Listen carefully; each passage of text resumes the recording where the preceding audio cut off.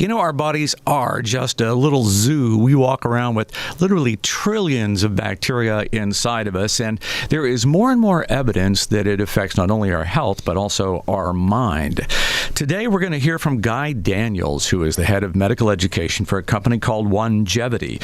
They've produced a process to use just a small stool sample to identify what's living in your gut and then provide you with a very detailed, personalized report on foods and probiotic supplements that you can change to try and have a more healthy mix of bacteria and consequently help protect your mind. We talked earlier this week with Guy, and I asked him, what's the most important thing for us to know about our guts and our brain? I mean, the gut itself. So when we talk about the gut, we're talking about everything from the very beginning to the very end. And there's this thing inside the gut called the microbiome. And the microbiome changes from the beginning to the very end as well. And it's these bacteria that reside inside of us, and they actually far, far outnumber our own cells. And they have this extreme importance that really most of us are simply completely unaware of, that play a huge role in multiple conditions, which include mood, which encompasses anxiety, depression, dementia, and so forth. And so I just want people to know that there's this enormous connection of these inhabitants in our gut that play a huge role in talking to the entire rest of our body, to include our brain. And that's where Onegevity Health comes in. Tell me about your role in what the company is doing in microbiome research. So what we're doing is, to my knowledge, unique. We're the only ones really in the world doing precisely what we are doing. We do have a couple of competitors doing something rather similar, but we're the only ones that are using a technology called shotgun metagenomics, which is the gold standard in this particular field, to take a look at one's microbiome and then pair that up with their survey that they submitted, their questionnaire that was submitted on their behalf, and then line the results up with the questionnaire, and actually have a regimen specifically for them, for their individual results, to try to improve their symptoms and improve their lifestyle. So following your regimen, I can improve my mood. How is that possible? So when we're talking about the brain, it's really not all that far removed from the gut. So there's a lot of connections that the gut has to the brain, and these different things that they produce, things like neurotransmitters, things like hormones, things you're probably familiar with, things like histamine. And so these things that they make, in one way or another, directly or indirectly, make their way to affecting the brain. And so really, ultimately, what we're talking about here is primarily inflammation. So inflammation of the gut and inflammation of the brain. And I'll just take it one step further if I could. So oftentimes when we think about depression or we think about anxiety, we think about the prescriptions for those, which are called SSRIs. And so they work off of serotonin. And so what happens in the gut, though, when you have this inflamed gut, you have this kind of constant turnover of serotonin availability, because it's also part of the inflammation cascade in the gut. And the precursor for serotonin is this amino acid called tryptophan, which is actually the least occurring amino acid in our diet. So we have this inflammation in our gut chewing up tryptophan, and that tryptophan doesn't make it to our brain to make the serotonin up there. And so we have this just overall drug centered around serotonin, tryptophan, inflammation centered around that. And so what we see is basically these two highly connected in that way, among others. So what evidence do we have that the gut really does influence how you think and you feel? And what evidence can you point to? Well, let's see. So you have things like your conditions, they're inflammatory conditions, and that could be something like rheumatoid arthritis. It could be something like Crohn's disease or ulcerative colitis or IBS. These conditions actually have very high rates of anxiety and depression. Up to 1/3 of these people also suffer from anxiety and depression. So we see the correlations there. We see the correlations in multiple other studies. We see the correlations with quote unquote bad bacteria, and the inflammation that they cause, and correlations with, again, anxiety and depression as well. So there are a number of different models, and I want to give you, usually in my webinars and my lectures, I always cite, or almost always cite, human data, but I'm going to give you a little bit of animal data here. And I find this is pretty powerful and sinks home with a lot of people. So I will tell you that, so like I said, most of what I do is research, and I've literally led thousands of articles, scientific articles on the topic over the past number of years. And I will tell you that time and time and time again, when you transplant the the microbiome from somebody who's suffering from a condition, whether that condition happens to be dementia or autism or depression or something else, and you transplant that microbiome into an animal model, it could be a mouse, it could be a rat, it could be something else, invariably the animals develop that same condition. So that is the power of the microbiome. Wow, that is amazing. So does it work the other way then? If I have dementia, can I implant a healthy microbiome and change the dementia symptoms? So there have been a number of studies, and again, this is really research only. So really the only approved um, fecal microbiome transplant that's available or has been available traditionally is actually for a C. diff infection. So when we take a look at these transplants, yes, for example, there's one on metabolic syndrome off the top of my head where you take the fecal microbiome from healthy people, healthy donors, and you put those into people with metabolic syndrome, and what you see is improvements, significant improvements in their metabolic parameters, and you see also significant improvements in their microbiome. So you see increases in the good guys, and you see decreases in the bad guys.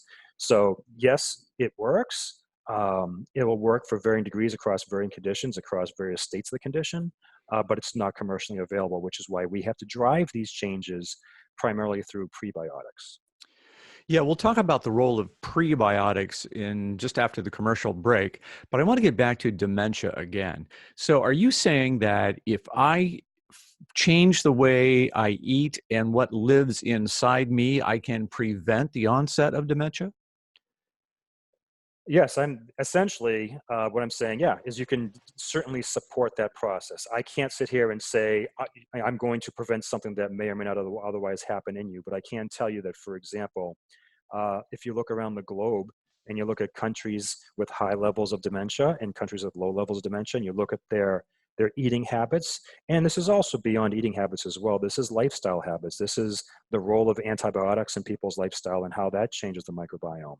And so, yes, if you're 50 something and 60 something and you're concerned about dementia in your 70s and 80s, now's the time to start thinking about it because the symptoms actually have a lag of about 10 to 20 years. But yes, you can make enormous strides in the hopes of preventing some dementia down the road, comparable with other countries who experience very, very little amounts just because they have different lifestyles and different diets. So, do tell, what are those things that I should be eating? What should I be avoiding? How do I live today to prevent dementia in the future?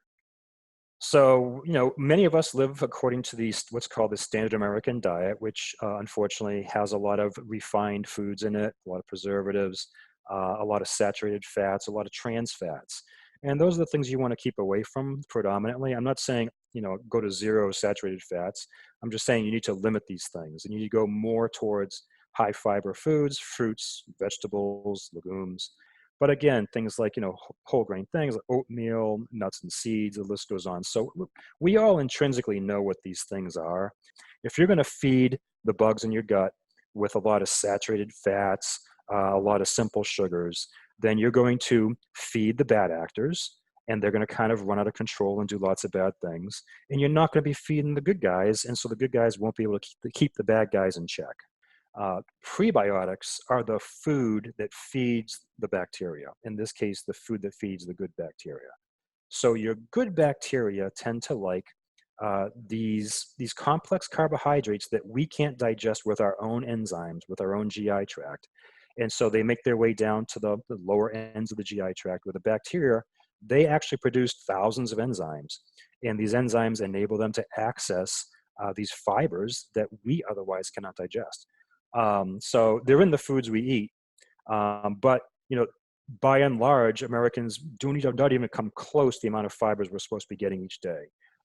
It's a far, far margin. And can you find these things in capsules? Yes. However, the primary way to get this in, if the dose is needed, is actually in powders. And there are different individual prebiotics available out there, but the trick is actually getting the right combination for you. And so you want to get something that's customized for your own GI tract to drive the successful changes we're looking for. And this is where the Onegevity microbiome test kit comes in, right? So I send back a stool sample, and then you tell me what's living in my gut, the good guys, the bad guys, and what prebiotics and other foods to eat to make a change in that mixture? That's essentially it. I mean, you pretty much wrapped it up right there. So, we're using this gold standard technology to take a look at the inhabitants in your gut.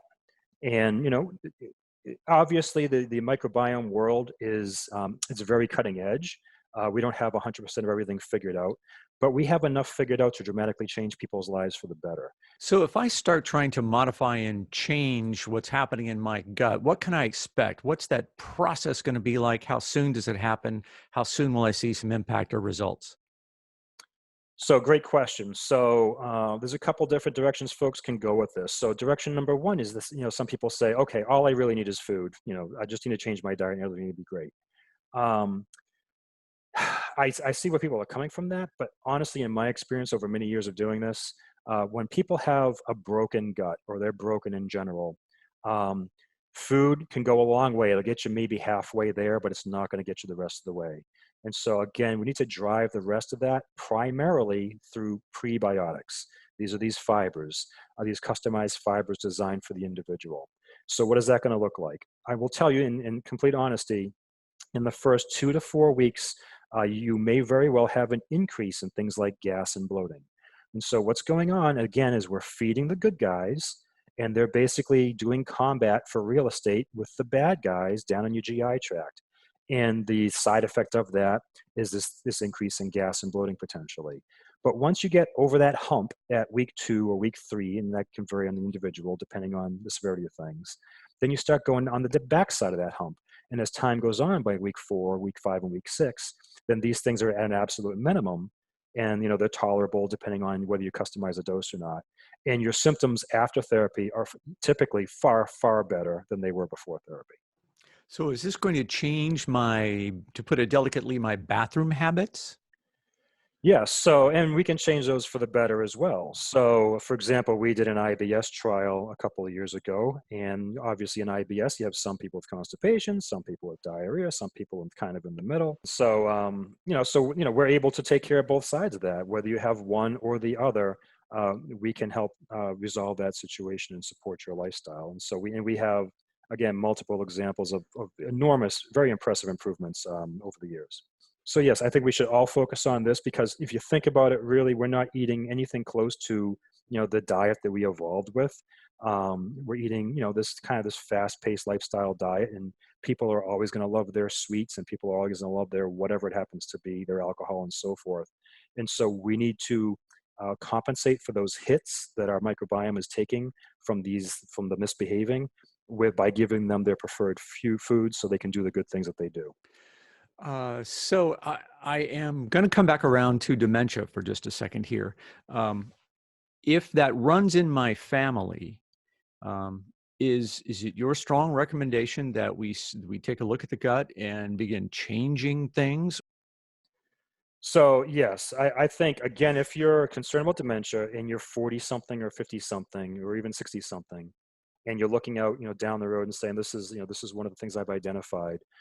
Probably one of the best, if not the best thing you can do is take a look at what's been going on inside your gut. And you could sit there and say, well, I eat a healthy diet. And if I had a nickel for every person I treated over the years who told me they had a healthy diet, then I'd be on a sailboat in the Caribbean right now. So, and it's not always just the diet as well. There's things that you as an individual, you can't control for. So, for example, was your mother completely stressed out, when you were in utero? Well, guess what? That affects your microbiome you're born with. Or are you a C-section baby or are you a natural delivery baby? Because if you're a C-section, then the bacteria you get inoculated with in your body when you're born are skin and hospital-based bacteria. Were you breastfed or were you not breastfed? How many rounds of antibiotics have you been in your life? So all these things happened in your life that are outside of your diet. Then you, of course, if you have your own personal stress in your life, and these things affect your microbiome, and then your microbiome, through multiple processes, which we'll just wrap up as the one word inflammation, affect everything to include your brain. So if it's a concern of yours, then yes, and then you can have a lifelong regimen that can go a very, very long way to allaying any concerns and fears you may have. It's amazing that what we're learning here, and we'll only be able to learn all this stuff now because science has gotten so good at being able to take a look at exactly what are the bugs inside of us. When you go through and you take antibiotics, you might be taking them for a sinus infection or a sore throat, but you need to understand that it's attacking all the bacteria in your body, not just those that are causing you a problem. And they found that after multiple rounds of antibiotics, you tend to have a regrowth of the bad bugs more than the good bugs. So there are a lot of factors that affect how we feel and what's going on inside our gut. So as I said, I now kind of am behind all this research. I've actually bought into it with some hard cash. I spent $350, the full retail price for the Onegevity GutBio kit. And so I'll be sending back my sample and getting a deep analysis of exactly what is living inside me. And they will make a recommendation on what foods I should be adding to my diet, maybe a supplement or two that I should take. I don't suffer any kind of a gut bio issue. I don't have IBS or IBD, but those people that do, if you are one of those folks and you can afford the cost of this test, it is rather expensive, but if you can afford that and you want to jump on it, I've got a link on my HealthCall page, the HealthCall Facebook page, where you can find out more. And I hope that you will let me know what you learn. I'd love to track your results as I track my results, and let's find out what kind of a change can be made. How effective can it be? As I said, you'll find the link to Onegevity GutBio on the HealthCall Facebook page, and no profit coming my way. It's not an affiliate deal. There's nothing like that going on here. Just really curious about what impact it can have on your life. A video version of today's interviews will be up on the HealthCall page in just a little bit, so that's healthcall.live. HealthCall.live. Look for the HealthCall Radio Hour interviews link.